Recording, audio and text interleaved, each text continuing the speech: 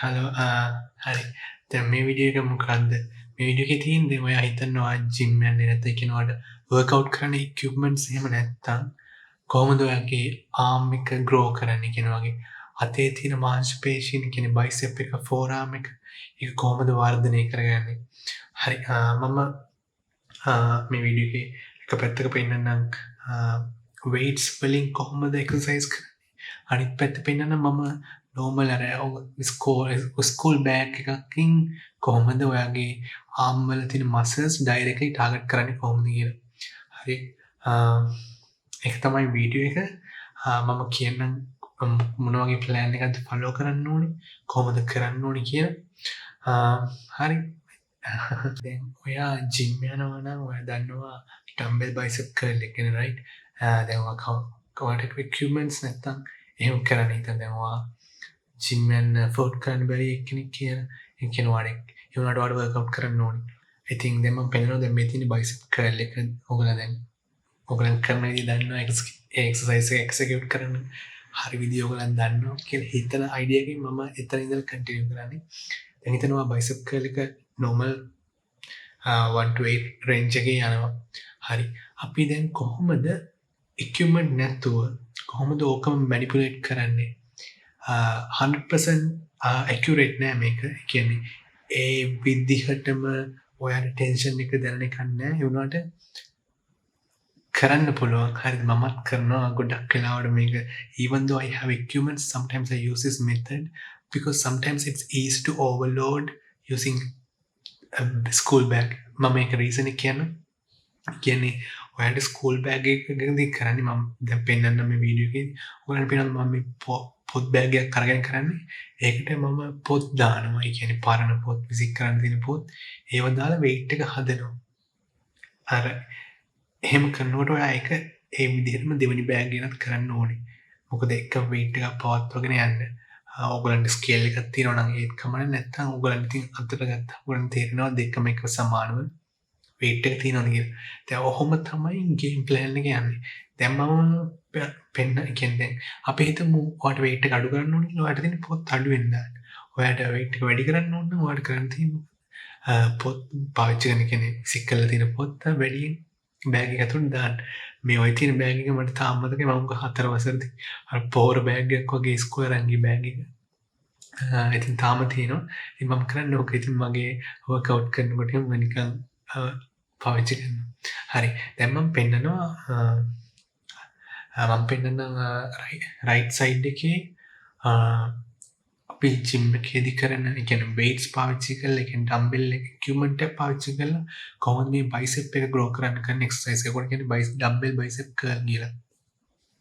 I think ඕකම දැන් අපි manipulate කරන school bag use කරලා ඒ විදිහටම තමයි ඔයගලන්ට right side එකේ පේනවා normal dumbbell bicep curl එක using dumbbells මම දැන් school bag පාවිච්චි කරලා dumbbell bicep curl එක manipulate කරන්න හදන්නේ. ඔයගලන්ට පේනවා you can see the same muscle group working right. you can ඔයගලන්ට පේනවා bicep එක වැඩ කරන විදිහ right.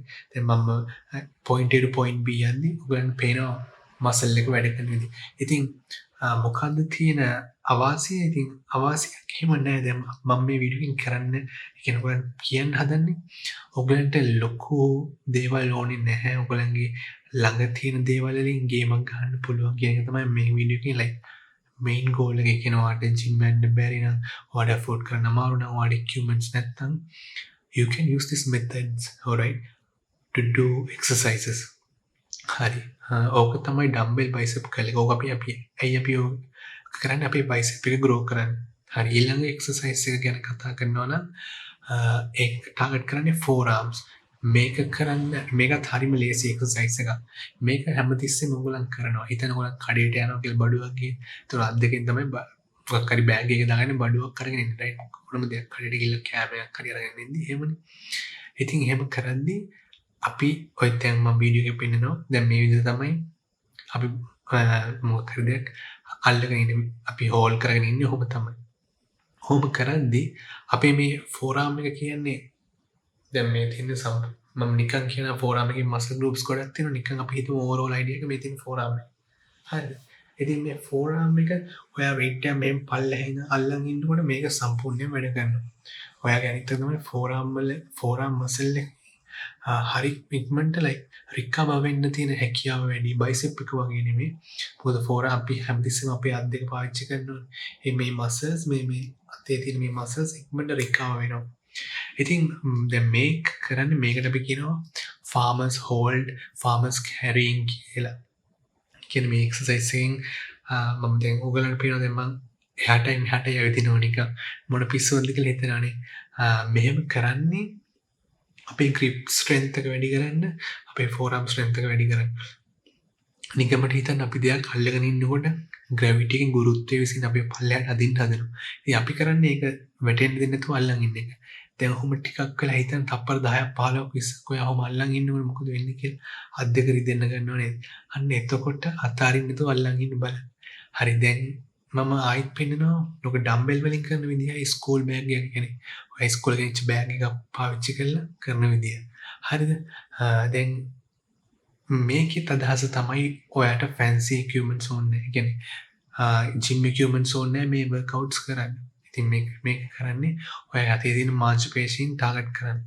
මෙහෙම කරා කියලා ඔයගලන්ගේ ඇඟ ඇතුලේ තියෙන මාංශපේශී දන්නවද ඔයා gym එකට ගිහිල්ලාද නැත්නම් ඔයා ගෙදර ඉඳන් workout එක කරන්න කියලා නෑ. ඔයගලන්ගේ අතට දැනෙන කියන ඔගේ අතේ තියෙන මාංශපේශීන් වලට දැනෙන්නේ ඔයා දෙන ටෙන්ෂන් එක. දැන් ඔයා මෙහෙම කරද්දිත් මාංශපේශීන් වලට දැනෙන ටෙන්ෂන් එකක් විතරයි. ඉතින් කොහොමද ඔයා ඔක ඕවර්ලෝඩ් කරන්න කියනවා කාලයක් කොහොම කරන්නේ කොහොමද ස්කූල් බෑග් පාවිච්චි කරලා. ඉතින් මම කිව්වා වගේ ලොකු බෑග් එකක් ඕනේ එහෙනම්. ඒකට ඔයාලට පොත් වැඩියෙන් දාන්න පුළුවන් weight එක වැඩි කරන්න පුළුවන්. ඔයාලට weight එක අඩු කරන්න ඕන පොත් අඩුවෙන් පාවිච්චි කරන්න පුළුවන්. ඕක තමයි සරල සිද්ධාන්තය. කියන්නේ දැන් ජිම් එකට ගියාම ඔයාලට ඕන තරම් ඩම්බෙල් තියෙනවා. ඒ කියන්නේ ඔහොම කියන්නේ පොත් දාන්න ඕනේ නැහැ මොනවටවත්. ඒ කියන්නේ weight එක වගේ අතලංගම තියෙනවා. කිලෝ 10, කිලෝ 15, කිලෝ 20, කිලෝ 30 හැමදේම තියෙනවා. මෙතනදි වෙන්නේ ඔයා ඒක මැනුවල් හදන්න හදනවා. ඉතින් ඒක වැරදිද නැහැ. අපි මේක කරන්නේ අපි දෙයක් නැත්නම් අපි ඒක දෙයට ක්‍රමයක් හොයාගන්න එක තමයි මේ වීඩියෝ එකේ අයිඩියා එක.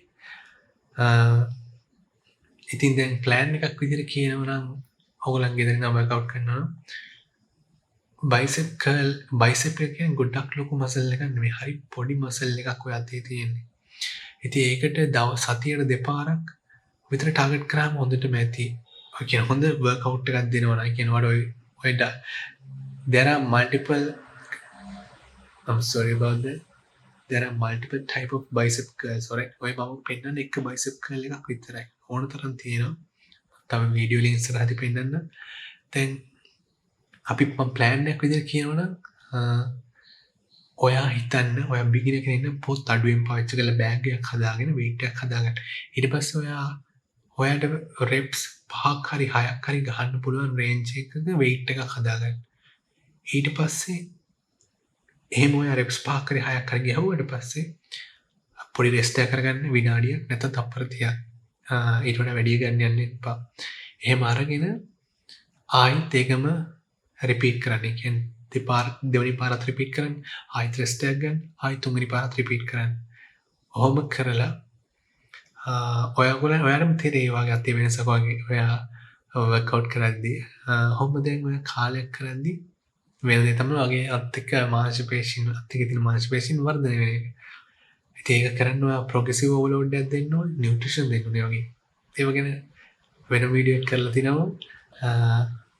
ඉතින් එහෙම තමයි දැන් මේ වුණාට මේ වීඩියෝ එකේ අයිඩියා එක තමයි ඔයාලට ගොඩක් දේවල් ඕනේ නැහැ. ඒ කියන්නේ ජිම් යන්න ඕනේ නැහැ. ඒක තමයි මේන්ම අයිඩියා එක. මම මේ වගේ ජිම් equipments හදපුවා තියෙනවා. tricep push down ඔය වගේ ඒවා තියෙනවා හදලා මම ඒවත් පෙන්නන්න ඒවත් කියන්න කොහොමද කරන්නේ කියලා. හරි ඒක තමයි මේ වීඩියෝ එක. ඒක තමයි මට දෙන්න ඕන message එක like you don't need big equipments, you don't need fancy equipments. ඔයාලට afford කරන්න බැන්න ඔය ජිම් යන්නේ නැත්නම් ඔයාලගේ ළඟ තියෙන දේවල් වලින් ගේම් එකක් ගන්න පුළුවන් කියන එක තමයි මේකෙන් අදහස වෙන්න ඕනේ. හරිද? හරි මොනවාරි ප්‍රශ්න තියෙනවා නම් අහන්න. කවුරු බලන්නේ නැද්ද? මම හිතනවා නිකන් ගොඩක් අය බලනවා වගේ. කියනවා වගේ ඉස්සරහින් ඉන්නවා කතා කරන්නේ. කාට රෙකමන්ඩ් වෙනස් හොඳයි කියන්නේ someone who struggling මට ඕනේ එහෙම එක්කෙනෙක් ටාගට් කරන්න එහෙම It's not about subscribers or not. I'm not even asking to subscribe me. No, I don't need that. I'm just trying to share my knowledge. That's all I care. All right. I think ඕක තමයි plan එක. හරි. මං හිතුවා කියන්න තියෙන දේ ඔක්කොම ටික කිව්වා. හරි. ඊළඟ වීඩියෝ එකකින් හම්බෙමු. Bye.